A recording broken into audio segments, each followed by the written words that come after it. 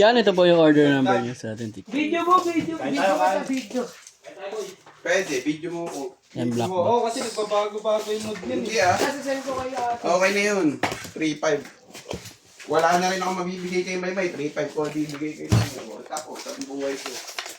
Kanina?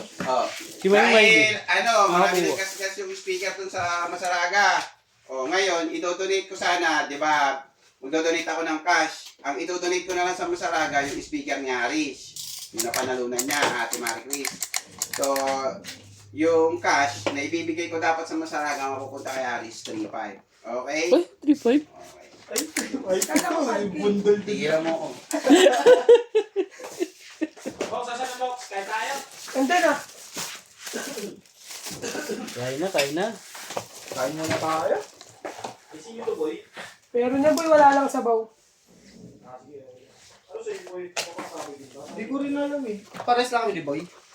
Nagdesisyon na ako eh. Anong ulam? Kumain na rin pala ako ng pagkain ko. Tama yan, boy. Wala ka na nabibideo mo na, di ba? Kakain ka rin.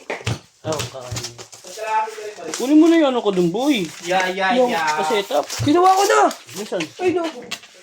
Tele. Nasaan yung ano? Andun din. Pati yung ano?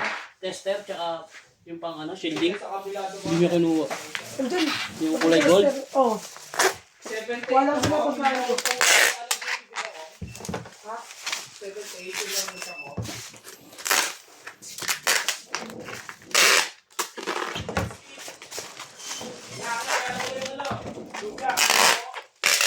Gulay na lang yan, boy. Gulay na lang. Kunin mo na yung gulay dyan. 20 nga.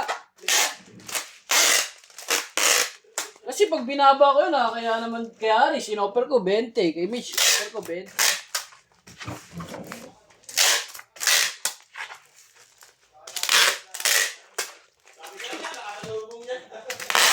Kasalubong ko nga lang yan, nakabitbit.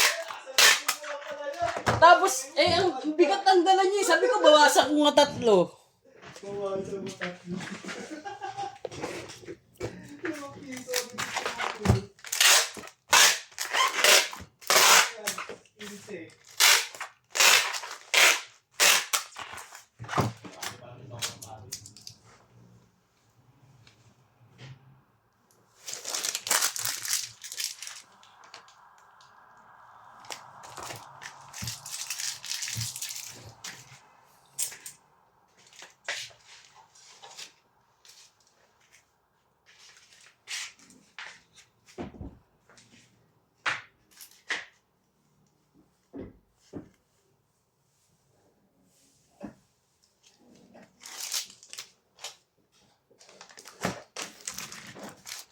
Salamat po, God bless.